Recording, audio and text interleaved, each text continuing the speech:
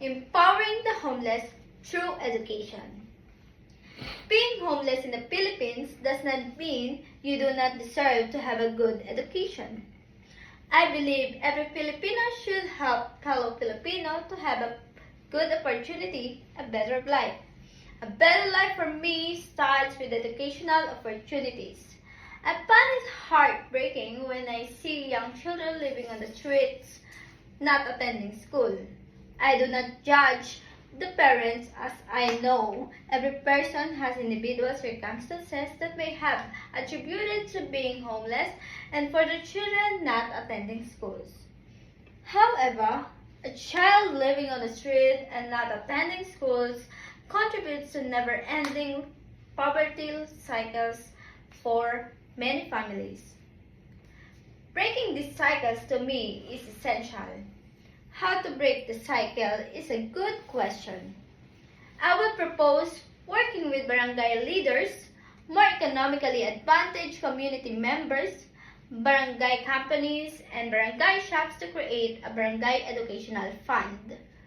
Imagine if every time you went to the sari-sari store, you just donated 5 pesos to the fund. Imagine if a business donated a nominal amount of their profits to the fund.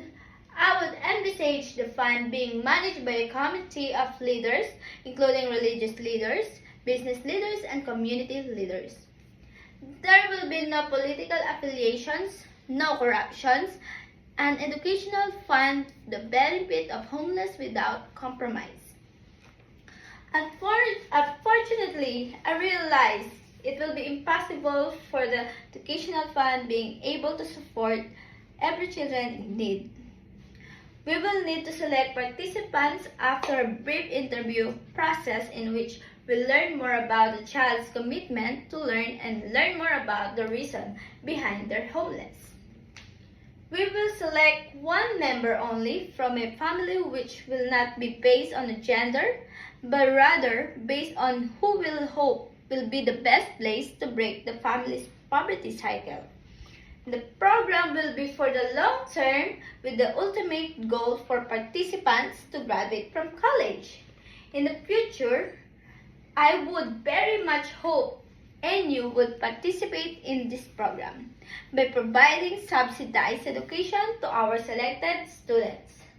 Who knows what the future holds? Maybe our selected children will become doctors, lawyers, engineers, nurses, and etc. Our local barangay educational fund will not only benefit the participating child but also a greater good for entire Philippines.